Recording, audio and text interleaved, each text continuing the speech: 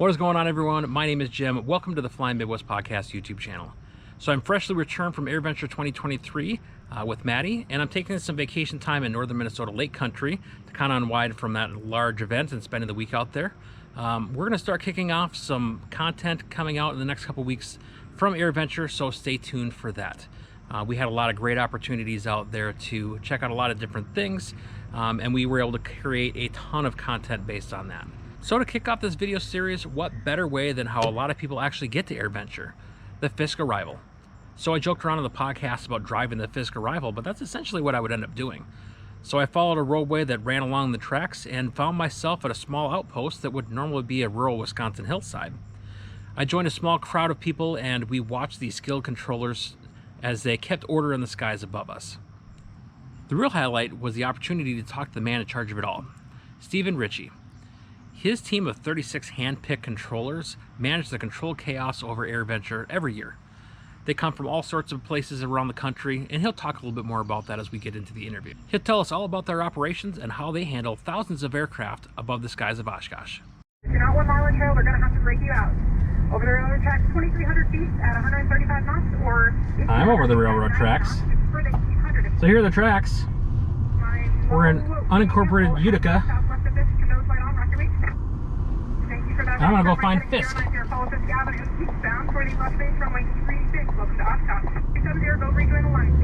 So we're kind of following the tracks here. The tracks are off to my left-hand side and kind of go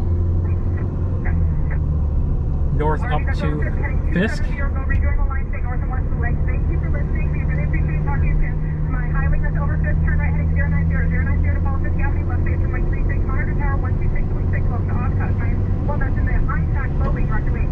She's doing a great job. She's had a lot of traffic coming in real quick. I don't know if you can see it on the camera here, but you can see aircraft off to my left-hand side following the Fisk approach. I'm going to follow it the best I can on the roadway here.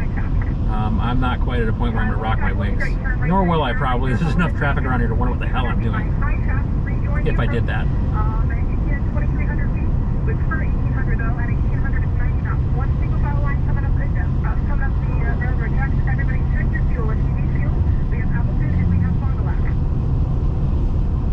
They are crossing the road in front of me here. They're now on the right-hand side. If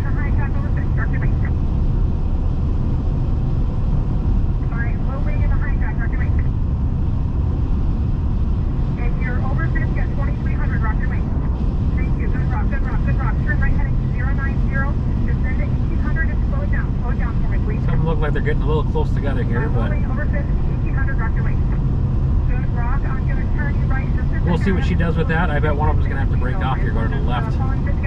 Start over again. Getting a little close together. They're down to one runway right now, too. That's why it's getting so packed in there. Got one breaking off right now. I don't know if they told them to or if they just did it. That wasn't going to work.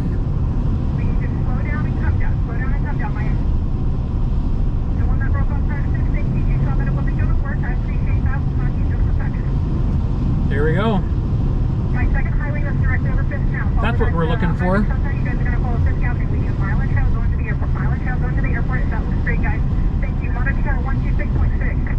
There's kind of like a little triangle up here for roads. I'm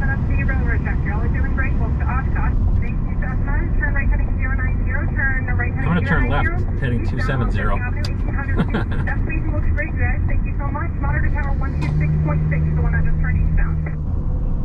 See if I can find these guys now.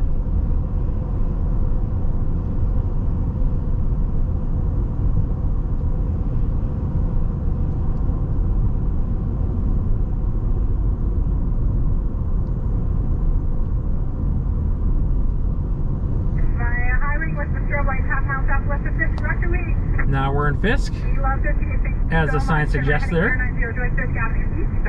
For the left base runway 36. Left base runway 36. We're only using 36 right now. The wind is 290 altimeter 299 Eastbound Cessna monitor tower 126.6. We need everyone directly over the tracks, no side by side. If you can do 1,800 feet 90 knots, it's a lot easier on me. It's easier on me, it's easier on you.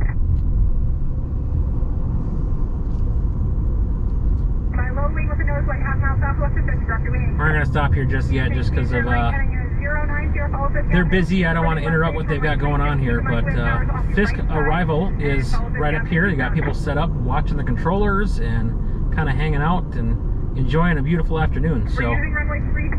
Repeat, Fisk is going to be heading 090 due east. You're going to follow Fisk Avenue, keep the microwave tower off your right wing. It'll be a left base runway 36. The tower will assign left or right. Okay, what's that way? Runway 27 from right of Bonanza and the high track that's descending to the low track. And the Cessna that's going runway 36, monitor tower 126.6, my Bonanza going to runway 27, 118.5, hold fast traffic.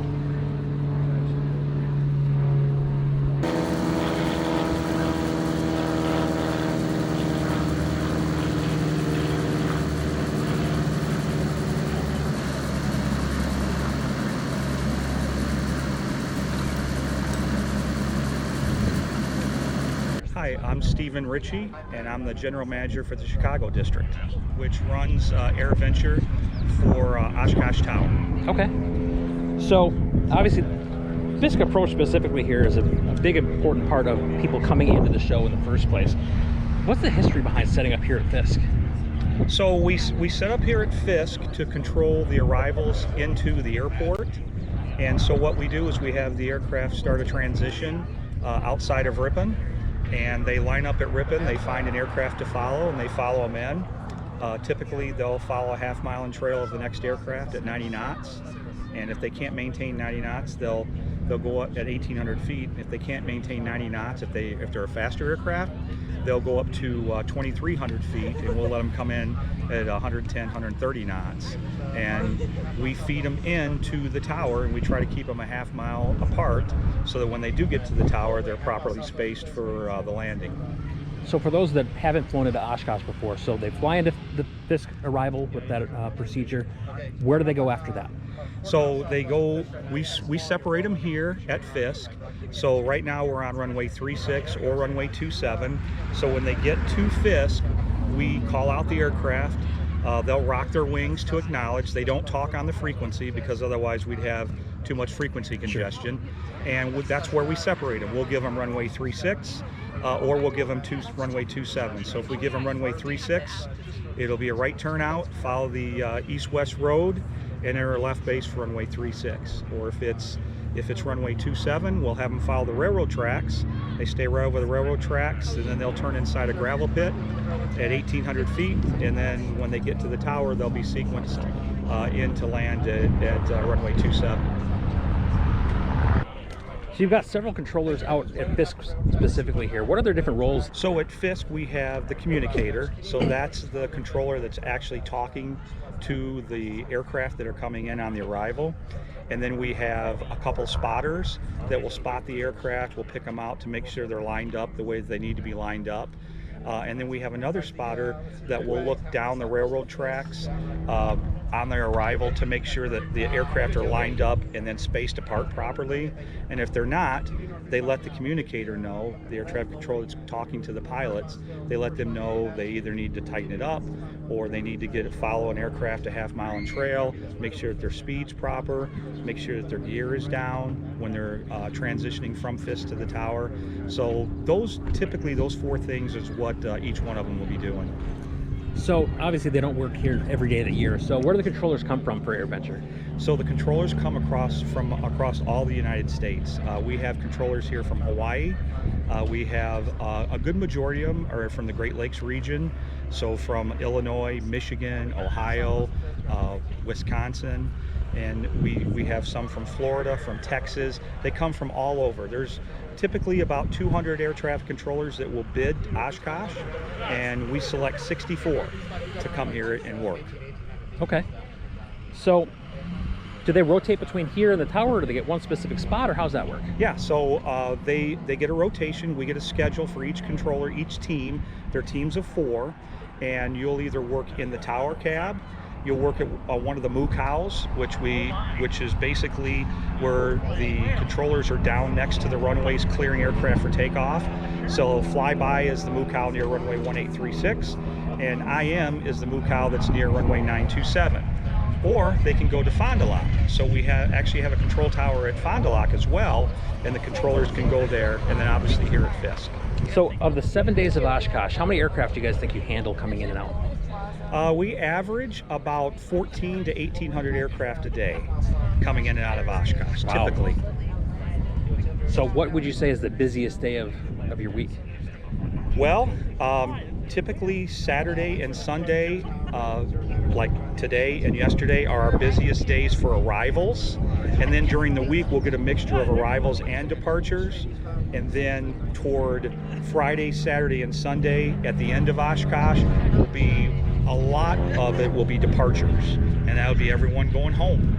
And those 3 days are the busiest for departures. Okay. So obviously the show has a lot of attractions in and of itself, but I've noticed throughout the day, I mean, Fisk has even a decent draw of people here. So do you have any tips for people that do come out to Fisk?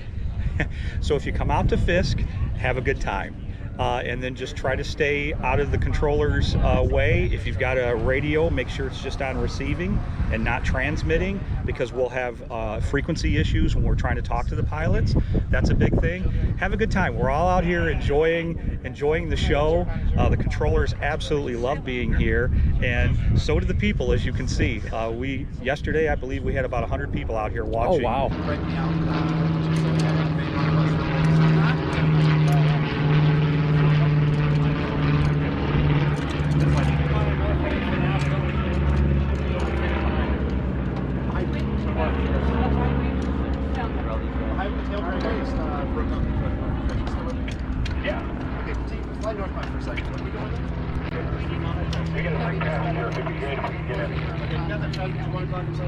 Yes, sir. Yeah, follow him for runway 27 now. About half mile away again, follow that for runway 27. Perfect. Monitor tower 18 knots. I would like to extend a huge thank you to Stevens for stopping by to chat with us. And I'd also like to thank the controllers for the amazing work that they do out there. And just watching them work was an awe-inspiring experience. So if you enjoyed this video, we've got more Oshkosh content coming in the next few weeks. So please like and subscribe for more of that content coming up. We'll have a lot of episodes that we recorded live at Airventure, including with AOPA, some ultralight pilots, and so much more. So be sure to check that out. We'll also have a wrap-up of Airventure with Maddie and I, as well as some friends that we made along the way. Something else we hope to do is bring you more and more Midwest aviation content, from flying events to just cool things to see around the Midwest as you fly around this part of the country. So stay tuned for that as well. If you've not checked out our audio podcast, please check that out as well. Give that a listen. Like and subscribe that as well. New episodes every 2 weeks or so of the Flying Midwest podcast in its audio format. In the future, we've talked about bringing video formats to that as well. That may or may not occur. It just kind of depends on timing and schedule. So keep an eye out for that. If it occurs, we'll let you know. So thank you once again for watching, and until next time, see ya.